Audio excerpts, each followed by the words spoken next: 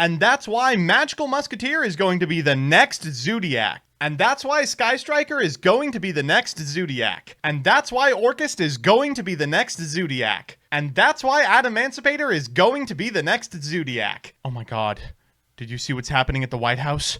Turn on the TV, it doesn't matter what channel. And that's why Tearlament is going to be the next ZOODIAC. And that's why Snake Eye is going to be the next ZOODIAC. And that's why Magical Musketeer is going to be the next Snake Eye. Oh, damn it.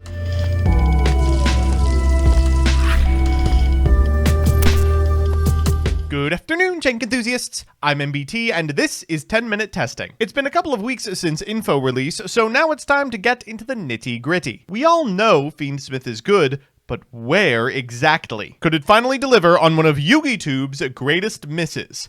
Presenting FIENDSMITH Musketeer. Magic bullets will be the next ZOODIACs. So here's the list, which is Dinkabuis from the EUWCQ. As always, I'll give you a background about the archetype, a little bit of a discussion about what I hope the deck can do, and of course, the card by card. But first, this video is sponsored by Yu-Gi-Oh! Pro Deck. I've been shilling Yu-Gi-Oh! Pro Deck for, well, years at this point, and I'm happy to announce I have no intention of stopping anytime soon. By now, they've become the most complete repository of tournament tops on the internet, the best place to jam prog with friends, and of course, still host strategy articles. Recently, they've added a new piece of infrastructure to the fold, a 3-card arena draft, draftable with card pools featuring classic formats, Master Duel, or within any parameters you like. Give it, or any of their other features, a look at www.ygoprodeck.com. With that, let's make an attempt at Magical Musket.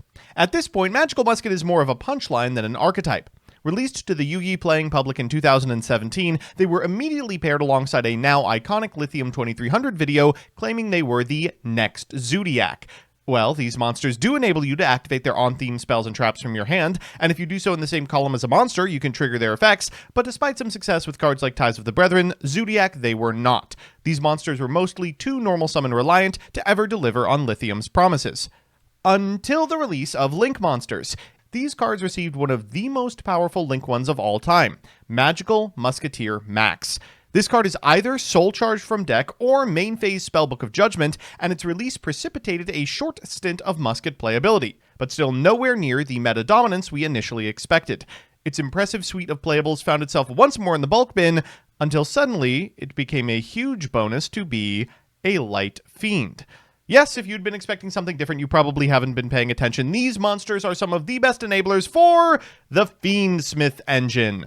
This list had an incredible showing at the NAWCQ Points Playoff, the EUWCQ, and most importantly, a $500 money match on DB Grinder's channel. Their monsters can convert into FIENDSMITH's ultra-consistent board. Years of unplayability has rewarded them with strange playables like Link into the Vrains, and lo and behold, Snake Eyes' unique weakness to board breakers means they can leverage Max to actually blind second in the year of our Lord 2024 without playing Tenpai cards.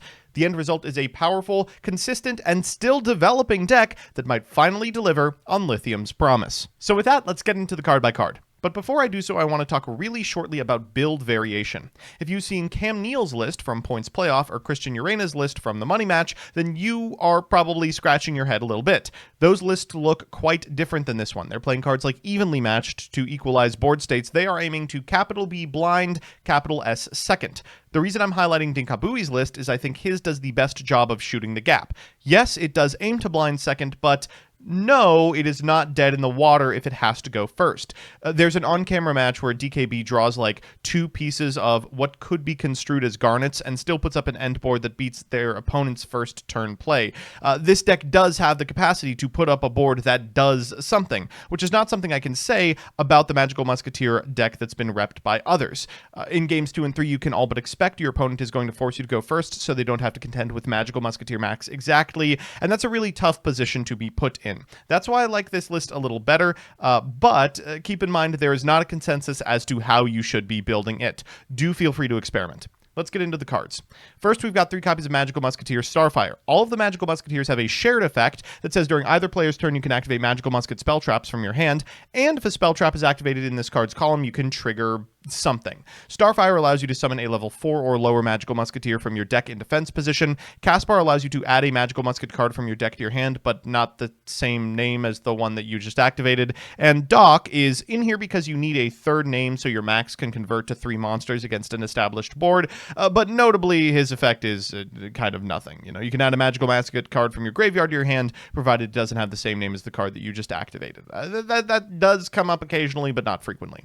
We've got one copy of Diabolica, the Draconique General. This is becoming a much more played card in recent weeks. If a fiend monster, except Diabolica, is sent to your graveyard by a card effect, you can special summon this card from your graveyard if it was there when the monster was sent, or hand if not, but banish it when it leaves the field. And if this card is sent to the graveyard by a card effect, you can target a fiend in your graveyard and add it to your hand. Usually this is being used to send off of one of the myriad ways that you can send cards from your deck to the graveyard in this list, most notably Aerial Eater, and has become very popular in decks that play that of late that are not named exactly Yubel for the most part.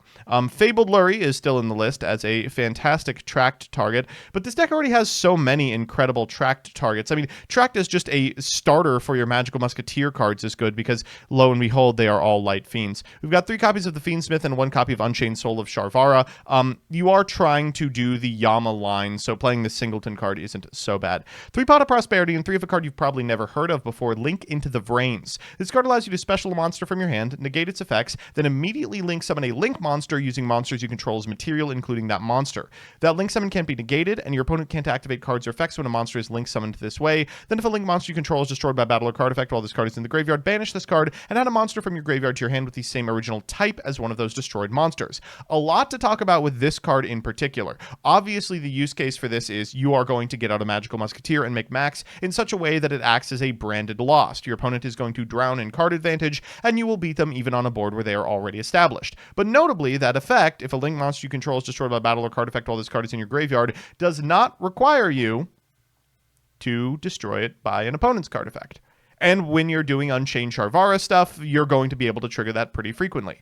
Finally, note that it doesn't have to make max. There are a lot of positions where you are ahead, but in a position where your opponent is waiting to deploy critical must-negate stuff, this is a fantastic way for you to be able to link into the Vrains into a piece of removal that your opponent then can't interact with at an opportune moment. After that, we've got some Fiendsmith spells. 3 copies of Tractus, add a light fiend monster from your deck to your hand, then discard a card. Banish this card from your graveyard, fusion summon a Fiendsmith, you all know it. And 3 copies of Fiendsmith Sanctus. This is kind of the breakout deck for this card, which is otherwise not seeing any play.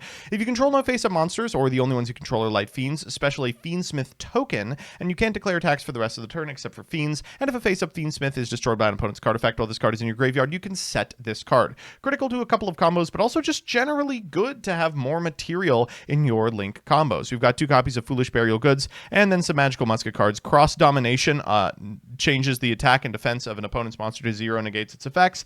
Death Barado destroys a monster. Dancing Needle banishes cards from the grave. And Last Stand is a spell trap negate that is also a counter, so it will end the chain.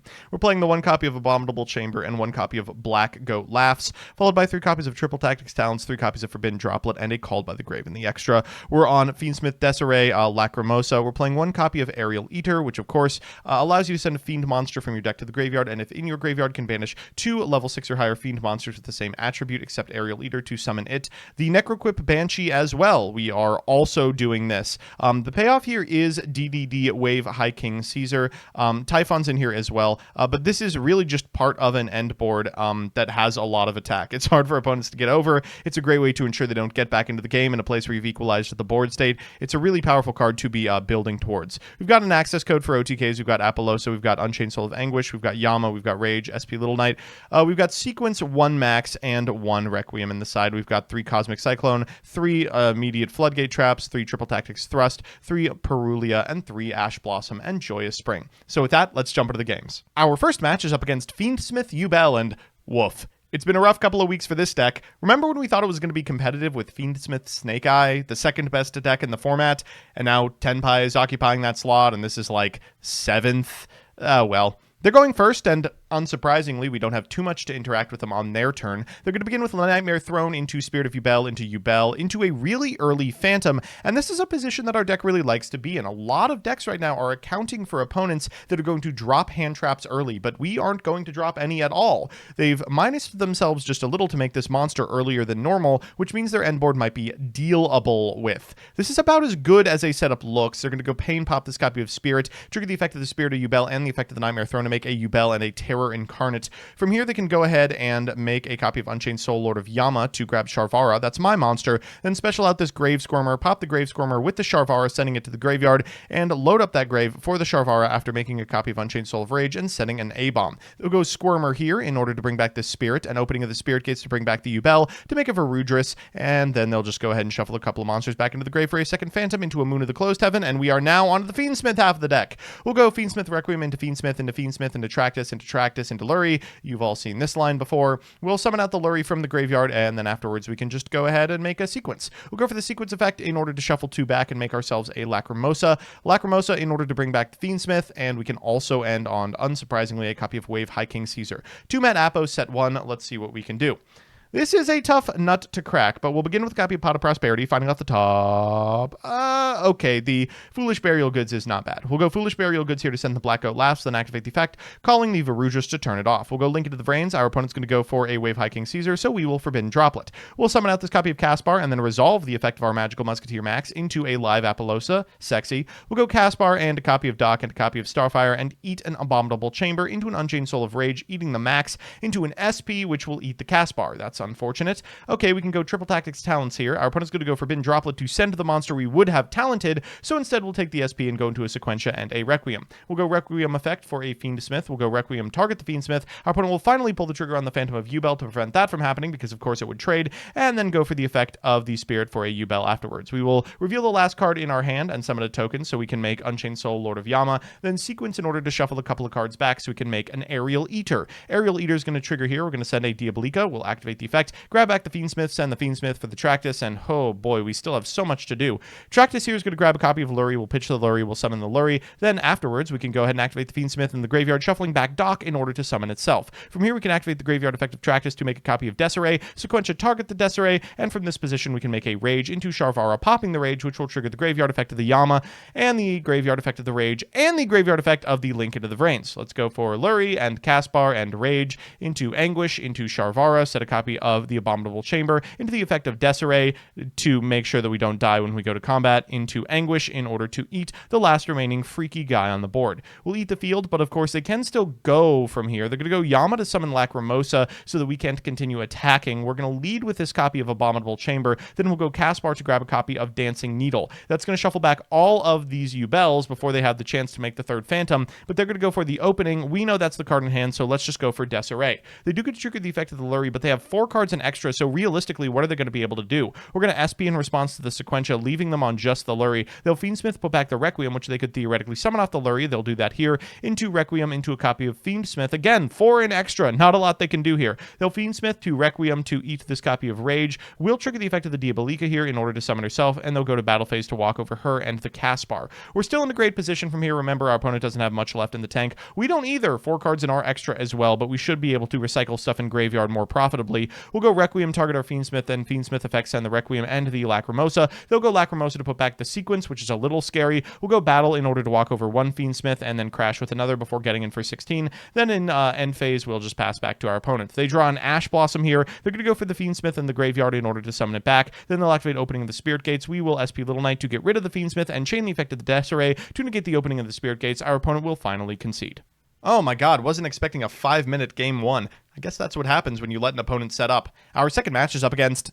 well, Generator. Don't get too excited, Dyer. We are going first. We're going to begin with a copy of, unsurprisingly, Starfire. We will go Tractus here in order to grab a Dock and pitch a Lurie. We'll go Starfire and Lurie in sequence, summoning out both a Caspar and the Lurie. Afterwards, we can make a copy of Requiem and activate the effect of the Requiem to get a Fiendsmith. Then after that, we can go into a Yama. We'll trigger the effect of the Yama to grab a copy of Sharvara, then activate the effect of the Fiendsmith, really wanting my opponent to activate a hand trap here so I can tack in the column. All right, we're going to go Sharvara, targeting the Unchained Soul of Rage. This is just what the deck can perform on the play. It's not a fantastic fantastic end board, but it should be enough against most strategies, especially if you're uninterrupted. We're going to go ahead and grab a Sanctus into a Max into a Sequentia, here using the Sequentia effect in order to shuffle back the Max and make an early Desiree. Finally, we're going to go Tractus here in order to send a couple of those to the graveyard for a Lacry. Lacry summon back the Caspar so we have it online, and overlay for a Wave High King Caesar. Sequentia's going to equip, and let's set a card and pass back to our opponent. I feel pretty good about this. They'll lead with a copy of Flashing Fire off the top. We'll go Desiree, they'll go Runic Tip, and I think that's fine. They're going to go ahead and get the field spell here. We'll negate the effects of everything on the field,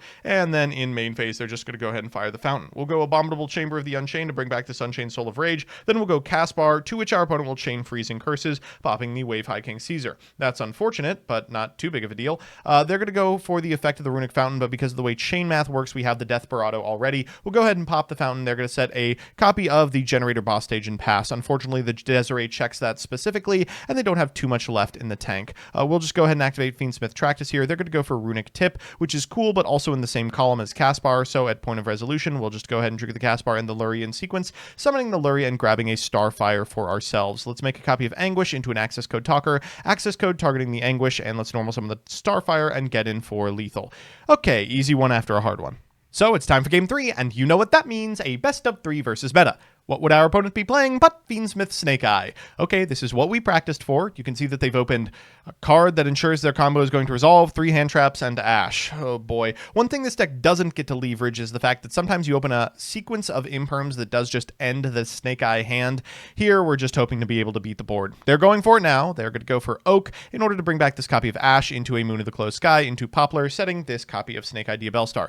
Let's do the Fiendsmith stuff, Requiem into the Fiendsmith, and then afterwards they'll activate the effect of the Requiem and the effect of the Oak, setting the Requiem in order to summon a copy of Snake Eye's Flamberge Dragon. Out comes the Diabellstar, setting the Oak, and then they're going to go ahead and make a copy of Sequence. Sequence here is going to fusion summon from the extra deck a copy of Desiree, and afterwards they'll make a Promethean Princess, use the effect of the Flamberge Dragon to summon 2, trigger the effect of the Sequentia in order to hit the Desiree, and Promethean to bring back the Flamberge Dragon before it's negated with the Desiree, so it can become an Apollosa. Finally, Flamberge Dragon will get this Masquerena, they'll set 1 and pass. Okay, can we break it?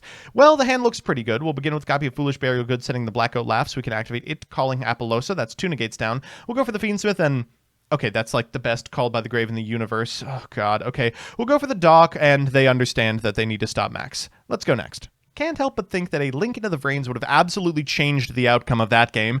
Oh well, we're now in game 2, and we're going to try going first again. As much as I want to blind second, I feel like this deck might be a little too explosive, especially post-boarding, and we've found some pretty good stuff off this Prosperity. We'll begin with a copy of the Fiendsmith in order to grab a Tractus. We'll activate the Tractus effect in order to grab Lurie. We'll pitch the Lurie, and then lo and behold, we're just going to summon the Lurie out. We'll go Lurie into Requiem. Requiem effect in order to grab the Fiendsmith, and afterwards we'll go for the effect of the Requiem. Targeting the Fiendsmith, we'll go into a Necro Quip Princess. Fiendsmith will summon itself here, and we can go into a sequence effect into an imperm. That's the worst possible thing it could be. We can't even tack from this position. All right, we'll DDG, I suppose. Our opponent's going to begin with a Wanted. We have to hope that Floodgate's going to do enough work. They can pitch a spell, unfortunately, for this Diabellstar, which they will do, then Bonfire out this Snake Eye Ash. Snake Eye Ash into Poplar, and we might just be cooked. They're going to go Poplar effect to summon itself, and Poplar effect in order to go ahead and grab this copy of the field spell. Divine Temple into the Snake Eyes Diabellstar, send it off the OSS for an Oak, and they're even playing under Nibiru. Ball Drake in battle phase. Oh, how embarrassing. So we're back with the deck, and, well, the best of 3 wasn't a fantastic showing, but I feel the others were. Let's do the pros and cons. First, the pros. 1. The musket spells are really good at dealing with pieces of Snake Eye end boards specifically. A Desperado deals with IP, Cross Domination is a quick play targeted negate for Apo, Dancing Needle deals with Promethean Princess. 2, Into the Vrains allows you to get out Max and use a search effect without being responded to, which means you're going to get all 3 in hand to pick apart a board. And of course, they're light fiends. And 3, Fiendsmith gives the deck the ability to pump out a respectable board going first with Desiree, Caesar, and Musket interrupts. And the cons. 1, the deck is really teched out for beating a meta that almost exclusively consists of Fiendsmiths. If you're facing rogue decks that have random Omni negates, the deck can really struggle. 2, this version of the deck runs a fair amount of bricks, which can lead to frequent low power ceiling hands, but again, there are other options. This list is hardly set in stone. And 3, you spend a lot of first turns just kind of staring at your opponent. This can be a benefit if you are menacing. Overall, the deck seems to have a fair chance as a rogue competitor, taking a different angle against the current tier decks. I will note it does need help, so if you are in the business of brewing, it would really behoove you to check the strategy out. Also, it's Musket. What's not to love? See you next time, Lithium. So that's that. These 10-minute testings are subsidized by, and occasionally suggested by, my patrons. So I'm going to rattle off the names of some of the higher tier ones right now. Thank you all so much. Without you, this wouldn't be possible. Slifer274, Elena Tincher, Alex Perea, Allison Elliott, Ali, Brett Henry, Canner, Seaweed, Darkmaster Zork, Derpin Dragon, Devin Senpai, DJ Elefante, FPS Lord Derp, Gravity, John Piet, Juan Cruz Avila Zati, Night Mary, Legal Rights, Lockstone, Luis Hernandez, Master of Faster, Matthew M. Derezzo, MBT Play Madolce, Mike Carlotti, N54 Lionheart, Nebula Yu-Gi-Oh!, Project Mercury, Rose Lapine, Troy Says By Erasure is Gay, Vincent Storm, Who's Nick, Wonder Waffle, Your Pot of Greed Does What, and Yuki.